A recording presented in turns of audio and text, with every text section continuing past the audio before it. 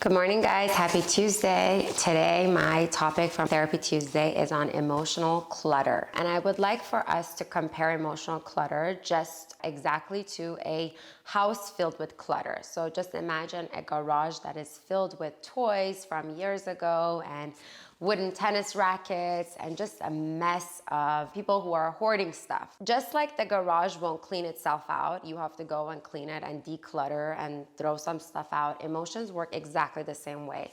For you to declutter, you have to really process and really feel it in order for you to heal it. So I say feel it to heal it. So there are some questions I've written down that I think if you ask yourself these questions and if you find answers while you are really trying to process and maybe while you're sitting down, relaxing, listening to some really good music, maybe even having a glass of wine, ask yourself these questions and see what you come up with. This will really be able to answer some of these questions so that you understand why you're feeling these emotions and what answers could possibly allow you to process and heal further. So here are the questions.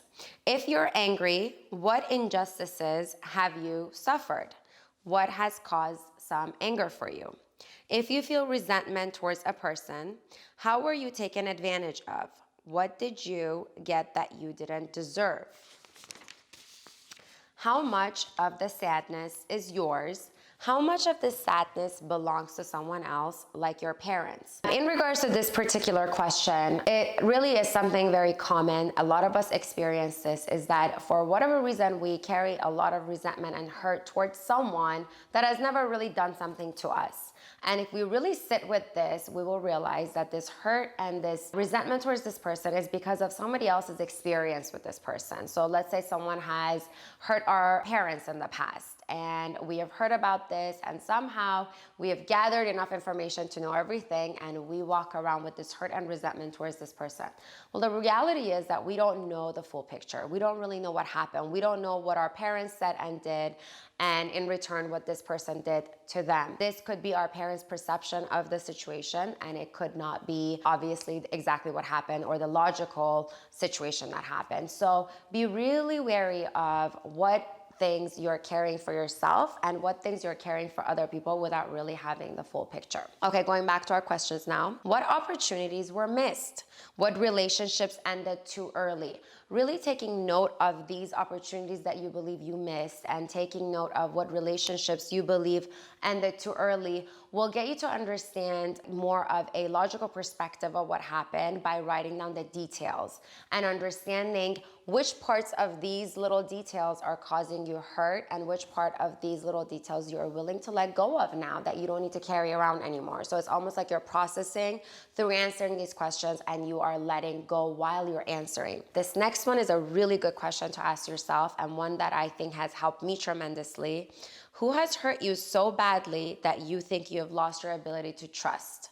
So we always have someone in our past. It could be an ex-boyfriend that is causing us not to be able to trust our future boyfriends, or a person who took our trust away from fidelity, and now we can't trust someone else and to get into a relationship with them. So it's important to know who has caused this. What about them caused this hurt and mistrust? What did they do? And how can we move past what they did and accept it and move on? So these were some of the main questions I had for you guys to ask yourself so that you can process and move on.